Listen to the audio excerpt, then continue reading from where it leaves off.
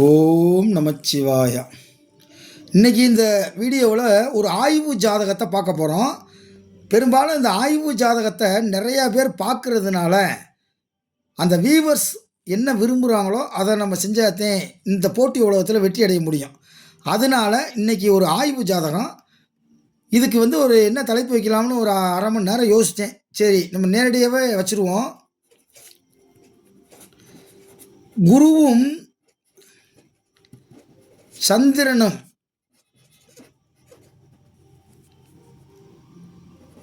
அடித்த குடும்ப கும்மி, இது கொஞ்சம் வித்தியாசமாக இருக்குன்றக்கா வைக்கிறேன். அதாவது பெரும்பாலும் அந்த குருவும் சந்திரனும் சேர்ந்துருந்தா குருச்சந்திர யோகம் அப்படின்னு டைரக்டாக நீங்கள் எடுத்துக்கிட்டீங்க அப்படின்னா அது மிகப்பெரிய ஒரு ஆபத்து. இந்த குருவும் சந்திரனும் சேர்ந்திருந்தால் குருச்சந்திர யோகம்தான். ஆனால் எந்த பாவகத்தில் இந்த ரெண்டும் சேர்ந்திருக்கு, அது லக்கணத்திலிருந்து எத்தனாவது இடத்துல இருந்திருக்கு, அதை வச்சுத்த இந்த பலன் குருச்சந்திர யோகமா அல்லது குருச்சந்திர தோஷமா அப்படின்றது தெரியும். வாங்க இந்த ஆய்வு ஜாதகத்தை நீங்கள் பாருங்கள். இது நம்மக்கிட்ட வந்த ஒரு ஆய்வு ஜாதகம். இவங்க நம்மக்கிட்ட ஜாதகம் பார்க்குறதுக்கு வந்தாங்க. நான் இந்நேரம் உங்கள் புருஷனை விட்டு பிரிஞ்சிருக்கணுமே அப்படின்னு அந்த தேதியை சொன்னோன்னே எல்லாமே கரெக்டாக இருக்குது சார்னு சொல்லிட்டாங்க.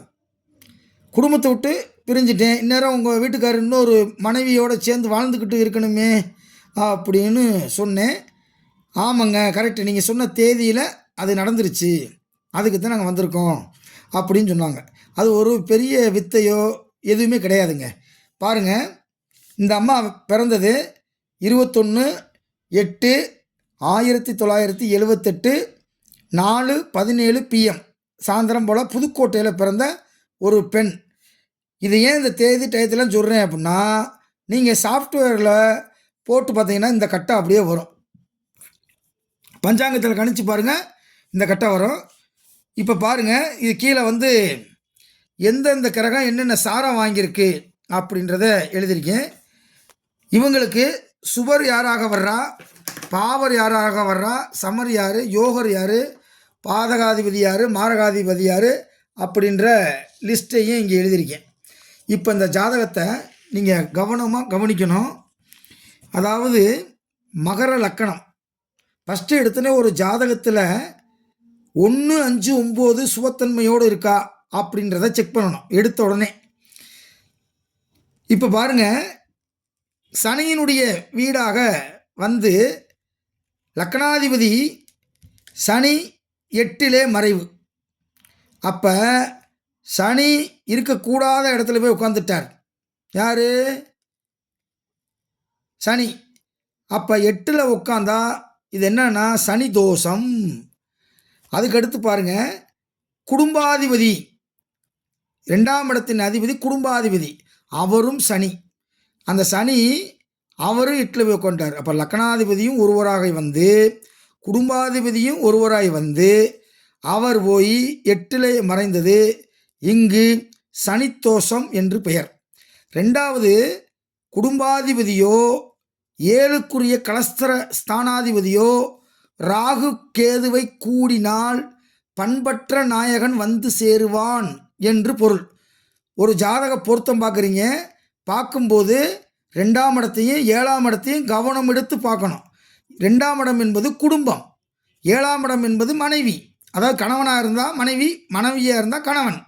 அப்போ 2க்குரியவனோ 7க்குரியவனோ ராகு கேதுவை கூடினால் பண்பற்ற நாயகன் சேருவான் அப்படின்னு அர்த்தம். இந்த அம்மாவுக்கு 2ஆம் இடத்தில் இருக்கக்கூடிய குடும்பாதிபதி என்று சொல்லக்கூடிய சனி பகவான் ராகுவை கூடி 8லே மறைந்து விட்டார். அப்போ லக்கணாதிபதி வலு இழந்துட்டார். ஓகேவா? அடுத்து லக்கணாதிபதி நின்ற வீட்டின் அதிபதி யார்? சூரியன். சூரியன் 8ஆம் இடத்துல ஆட்சி பெற்றால் ஆயுள் தீர்க்கம், அதில் மாற்றம் கிடையாது. அப்போ 8ஆம் இடத்தினுடைய அதிபதி அங்கே நல்லா இருந்தாலும் 8லே சூரியன் இருப்பது இது பித்ரு தோஷம் ஆகும். அப்போ ஏற்கனவே இந்த அம்மாவுக்கு ஒரு சனி தோஷம் இருக்குது.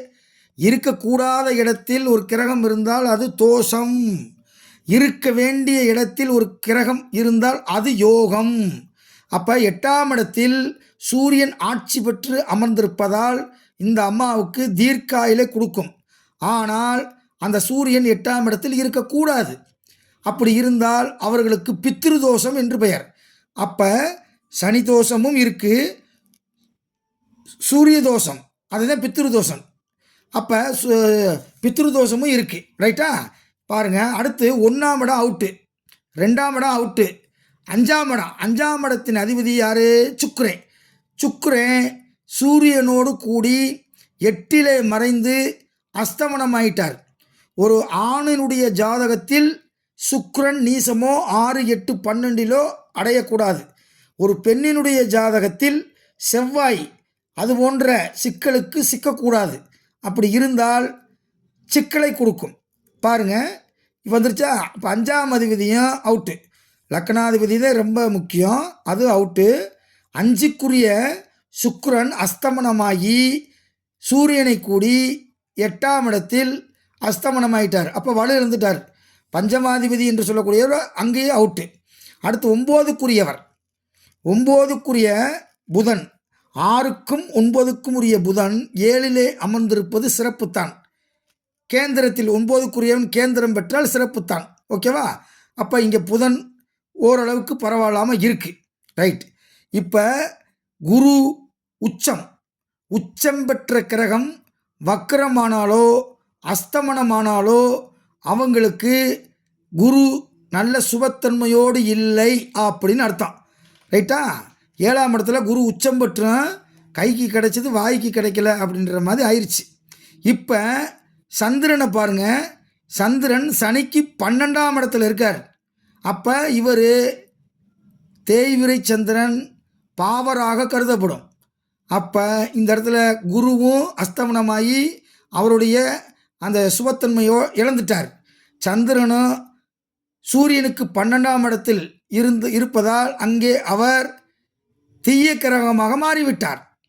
ஓகேவா? அப்போ இங்கே இருக்கக்கூடிய ஒரே ஒரு சுபத்தன்மை புதன் தான். அந்த புதன் இவருக்கு யோகர். ஓகேவா? 9 பாக்கியாதிபதி. இப்போ 1, 5, 9ல் 1 அவுட்டு, 5 அவுட்டு, 9 பரவாயில்ல. அதாவது பாக்கியாதிபதி கேந்திரத்தில் இருப்பது சிறப்பு. அந்த அடிப்படையில் பாக்கியம் செய்தவர்கள் வண்டி ஓடிக்கிட்டு இருக்கு. இந்த அம்மா கல்யாணம்லாம் ஆனது இங்கே போட்டிருக்கேன். பிறந்தபோது இவங்களுடைய திசை புதன் திசை 12 வருஷம் 1 மாதம் 25 நாள் இருக்கும்போது பிறந்திருக்காங்க. இப்போ போன வாரம் பார்த்த ஜாதகம். இப்போ அவங்களுக்கு நடக்கக்கூடிய திசை சந்திர திசையில் செவ்வாய் புத்தி ஓடிக்கிட்டு இருக்கு. அப்போ சந்திரனை பார்க்கணும். 7ஆம் இடத்துல இருக்கார், பாவராக இருக்கார், அஸ்தமனம் பெற்ற குருவோடு சேர்ந்திருக்கார். இங்கே சந்திரன் புதனுடைய சாரத்தை வாங்கியிருக்கார். இங்கே தான் கவனிக்கணும். புதன் எங்கே இருக்கார்? 7ஆம் இடத்துல இருக்கார். 7ஆம் இடம் என்பது குடும்பம். பெரும்பாலும் குருவும் சந்திரனும் ஒரே இடத்தில் இருந்தால் வெற்றியை கொடுக்கும். மிகச்சிறந்த அமைப்பு. குரு உச்சம் பெற்று இந்த சூரியன்லாம் நல்லா இருந்துருந்துச்சுன்னா அந்த அம்மாவுக்கு லக்கணம்லாம் மாறி இருந்தால் மிகப்பெரிய சிறப்பு. 7ஆம் இடத்தில் வந்தால் வம்சம் நாசம், குடும்பமே போயிரும்ட்டான். அப்போ இவங்களுக்கு ஆரம்பத்தில் புதன் திசை பிறந்திருக்காங்க. அந்த புதன் திசை 21/8/1979 டு 6/1/1993 வரைக்கும் புதன் திசை. அதுக்கப்புறம் கேது, அதுக்கப்புறம் சுக்கிரன், அதுக்கப்புறம் புதன், அதுக்கப்புறம் சுக்கிரனுக்கு எடுத்துப்போனால் சூரியன், அதுக்கப்புறம் சந்திர திசை. கரெக்டாக சந்திர திசையில் தான் குடும்பத்தை சந்திரன் குண்டு வச்சது. 2026 சந்திர திசை ஆரம்பிக்குது. ஆரம்பிக்கிறதுக்கு முன்னாடியே அவர் தன்னுடைய இன்னொரு மனைவியை கட்டிட்டு போயிட்டார். இப்போ பாருங்கள், குருவும் சந்திரனும் சேர்ந்துருந்தால் குலநாசம். 2, 3 பாயிண்ட் இருக்குது. குலநாசம், வம்சநாசம். எங்கே? 7ஆம் இடத்துல இருந்தால். லக்கணத்திலிருந்து 7ஆம் இடத்தில் குரு சந்திரன் அமையக்கூடாது. 7ஆம் அதிபதியும் குருவும் சேர்ந்தால் 2 திருமணத்தை தரும் என்பது ஒரு விதி இருக்குது. 7க்குரியவனும் குருவும் சேர்ந்தாலும் 2 தாரம் அப்படின்ற ஒரு அமைப்பு இருக்குது. இந்த 2 தாரம் 3 தாரத்துக்கெல்லாம் ஏகப்பட்ட விதி இருக்குது. உதாரணத்துக்கு இப்போ பாருங்களேன், கன்னி லக்கணமாக வந்து லாபாதிபதி இங்கே வருங்க, இங்கே கன்னி லக்கணமாக வந்து லாபாதிபதி யார்? 1 2 3 4 5 6 7 8 9 10 11. அப்போ 11 சந்திரன்.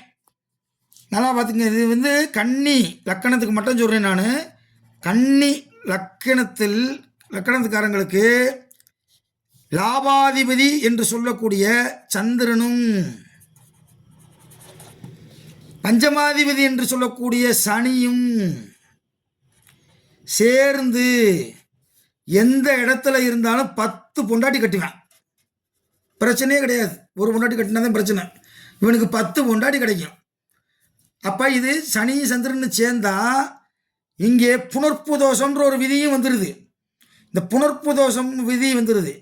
கன்னி லக்கணத்துக்கு மட்டும் சொல்கிறேன் நான். கன்னி லக்கணத்துக்கு மட்டும் 11ஆம் அதிபதி சந்திரனும் சனியும் சேரக்கூடாது. சேர்ந்த 10 மனைவியை கட்டுவான் அப்படின்றது ஒரு விதி இருக்குது. சரி வாங்க, நம்ம டாப்பிக்கை விலகுறோம்.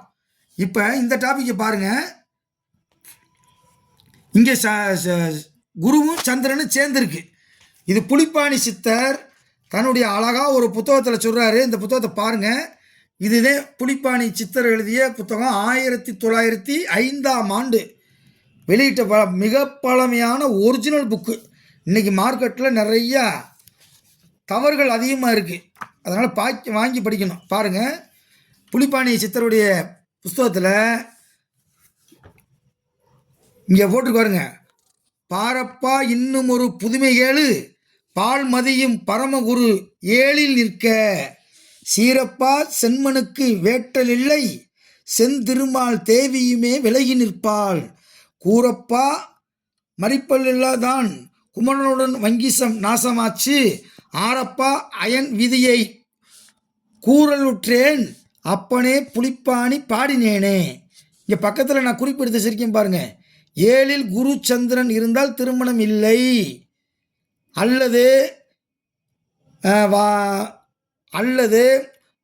வயதான ஒருவனை மாலையிட்டு அழைத்து வருவாள்னு ஒரு பாட்டு இருக்குது. ஒரு பொம்பளை பிள்ளை ஜாதகத்தில் 7ல் குரு சந்திரன் இருந்து குரு திசையோ சந்திர திசையோ நடக்கும்போது திருமணம் செய்ய வேண்டிய ஒரு சூழ்நிலை ஏற்பட்டால் அந்த குமரி கிழவனை மாலையிட்டு அழைத்து வருவானாம். பார்த்துக்குங்க, 7ல் குரு சந்திரன் இருந்து குரு திசையோ சந்திர திசையோ நடந்துச்சுன்னா இந்த பிள்ளைக்கு வயசு 22 வயசு இருக்கும், அவன் மாப்பிள்ளைக்கு 47 வயசு அல்லது 53 வயசு இருக்கும். அப்படி ஆளை கூட்டிகிட்டு வந்துடுவானாம். அப்படி ஒரு விதி இருக்குது. அப்போ இவர் சொல்கிறாரு, வேட்டல் இல்லை. ஃபஸ்ட்டு பாயிண்ட், குடும்பத்து வாழ்க்கையே கிடையாதுன்ட்டார். வேட்டல்னா திருமணம். செந்திருமால் தேவியுமே விலகி நிற்பாள், கடவுளுடைய அனுகிரகமே கிடையாதுன்றார். புரியுதா?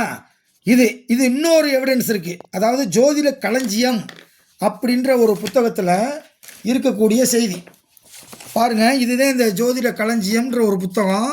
மிக பழமையான புத்தகம். 1938ஆம் ஆண்டு இந்திய சுதந்திரம் அடையிறதுக்கு முன்னாடியே வெளியிட்ட புத்தகம் பாருங்கள். அதுக்கடுத்து இந்த பாட்டு எங்கே இருக்குது அப்படின்றத பார்த்து வச்சுருக்கேன். இங்கே பாருங்க, களத்திர ஸ்தானாதிபதியும் குருவும் ஒன்று கூடினாலும் சுபகேந்திரங்களில் பெற்று சுவர்கள் பார்வையுற்று இருந்தாலும் சுக்கிரன் பலமுற்று இருந்தாலும், ஓகேவா? இது தேவையில்லை. இதை பாருங்கள். 7ல் குரு சந்திரன் இவர்கள் தவிர வேறு கிரகங்கள் கூடி மேற்சொன்ன ராசியில் இருந்தால் தர்ம குணமுள்ள மனைவியை அடைவான். 7ல் குருச்சந்திரன் இருக்கில் அவன் வங்கிசமே நாசமாகும். அதாவது வம்சமே நாசம்ன்றார். 7ஆம் வீடு தவிர வேறு ராசிகளில் குருவும் சந்திரனும் கூடினால் அவர்களுக்கு குருச்சந்திர யோகம் எனவும், அதன் பலன் பொன்விருத்தி உள்ளவனும் பூமி பலிதமும் ஸ்திரீகள் மூலமாக பொருள்கள் சேர்ந்து உள்ளதாகவும், கீர்த்தி அதாவது புகழுடையவனாகவும் தெய்வ கடாட்சகமும் உள்ளவனாகவும் இருப்பான். இப்போ குருச்சந்திர யோகம் என்பது 7 தவிர மீதி இடத்துல இருந்தால் தெய்வ கடாட்சகம் உண்டு, தெய்வத்தினுடைய அருள் உண்டு, குலதெய்வத்தினுடைய அருள் உண்டு. அப்படி இல்லையா, குலதெய்வத்தை அங்கே கட்டி போட்டு வச்சுருக்காங்க, ஒன்றுமே பண்ண முடியாது. அப்போ குலதெய்வ அருளே இல்லைடா, என் வாழ்க்கையே அருள் இல்லாமல் இருக்கும் அப்படின்ற ஒரு பாட்டு. அப்போ ஏன் இதை நான் எடுத்து காட்டுறேன் அப்படின்னா, கிரகப்படி எங்கள் ஐயா எஸ்பி சோமசுந்தர ஐயா அடிக்கடி இந்த வார்த்தையை பயன்படுத்துவார். அதாவது கிரகப்படி பாடல் படி கிரகம் அமைந்து அந்த பாடலில் உள்ள திசா புத்தி நடைமுறைக்கு வந்து விட்டால் அந்த பாடலில் என்ன சொல்லியிருக்கிறதோ அது அப்படியே நடந்துவிடும் அப்படின்னு அடிக்கடி நம்ம கொடிக்கம்பம் ஜோதிடர் ஐயா எஸ்பி சோமசுந்தர ஐயா அவங்க அடிக்கடி இந்த வார்த்தையை பயன்படுத்துவார். அதே தான் இது. அப்போ இதுக்கு முன்னாடி பாருங்கள், இதுக்கு முன்னாடி திருமணம் சுக்கிரனுடைய திசையில் திருமணம்லாம் ஆகி கரெக்டாக அது சந்திர திசை வரும்போது இந்த இடம் 7ஆம் இடம், சந்திரனும் புதன் சாரம் வாங்கிருச்சு, புதனும் 7ஆம் இடத்துல இருக்குது. கரெக்டாக கணவன் வேறொரு பெண்ணை தொடர்பு கொண்டு அந்த பொண்ணை திருமணம் செய்துட்டு போயிட்டாரு. இப்போ இந்த அம்மா குருவும் சந்திரன் அடித்த கும்மி என்னால் தாங்க முடியல அப்படின்னு சொல்லி புலம்பி அழுதுட்டு அவங்க கண்ணீரோட நம்மளை விட்டு அவங்க விடைபெற்று போனாங்க. அப்படின்னா எல்லாம் நம்ம கிரக அமைப்புப்படிதான் ஒவ்வொருத்தருக்கு வாழ்க்கை நடந்துக்கிட்டு இருக்கு. அதனால் நீங்கள் ஜோதிடத்தை நீங்கள் முறையாக கற்க வேண்டுமென்றால் அடிப்படை ஜோதிடம், உயர்நிலை ஜோதிடம் மற்றும் மேல்நிலை ஜோதிடம் அப்படின்னு சொல்லி 3 பிரிவாக நாங்கள் பிரித்து ஆன்லைனில் இப்போ வகுப்பு நடந்துக்கிட்டு இருக்கு. அதுபோக சார் நான் 5 வருஷம் ஜாதகம் படிச்சிருக்கேன், அந்த மெத்தடு தெரியும், இந்த மெத்தடு தெரியும், ஏபிஎல் தெரியும், எம்பி தெரியும்னு சொல்லி ஏகப்பட்ட கோர்சஸ் முடித்து வச்சுட்டு 5 பலனை கூட எடுக்க முடியவில்லை. 5 வருஷம் படிச்சிருக்கேன், 7 வருஷம் படிச்சிருக்கேன், என்னால் பலன் எடுக்க முடியல அப்படின்ற அவங்களுக்காக ஒரு தனி கோர்ஸ் போட போகிறோம். அதாவது 100 கேள்விக்கு பதில் கண்டுபிடிப்பது எப்படி. இந்த மட்டும் நீங்கள் தெரிஞ்சுக்கிட்டிங்கன்னா உங்கள்கிட்ட ஜாதகம் பார்க்க வரக்கூடியவங்க அதிகபட்சம் எவ்வளோ பெரிய திறமையான ஆளாக இருந்தாலும் 15 கேள்வி தான் கேட்பார். அதுக்கு மேலே கேள்வி கேட்க வாய்ப்பு இல்லை. ஆனால் 100 கேள்விக்கு நம்ம விடையை கண்டுபிடிக்க தெரிஞ்சிட்டோம் அப்படின்னா உலகம் போற்றும் ஜோசியர் நீங்கள். இதில் மாற்றமே கிடையாது. உலகம் போற்றும் ஜோசியராக நீங்கள் மாறிடுவீங்க. அந்த சிறப்பு வகுப்பு இப்போ நடந்துக்கிட்டு இருக்கு. அதனால் விருப்பம் உள்ளவங்க இந்த நம்பருக்கு ஃபோன் பண்ணி நீங்கள் அதில் உடனே சேர்ந்துக்குங்க. ஓகேவா? ஓம் நமச்சிவாயா. நல்லது செய்யுங்க, 4 பேர்த்துக்கு தினமும் நல்லது செய்யுங்க. பணம் காசு கடைசியில் குழியில் வராது. நாம் சேர்த்து வைத்த புண்ணியம் மட்டுமே நமக்கு கடைசி வரைக்கும் வரும். அதனால் காசு பணம் சேர்த்தவன் பூரா அருணாக்கரை கூட அறுத்துட்டு தான் புதைக்கிறாங்க. வாழ்வியல் தத்துவம் சுடுகாடு தான் நமக்கு வாழ்வியல் தத்துவத்தை சொல்லித்தருது.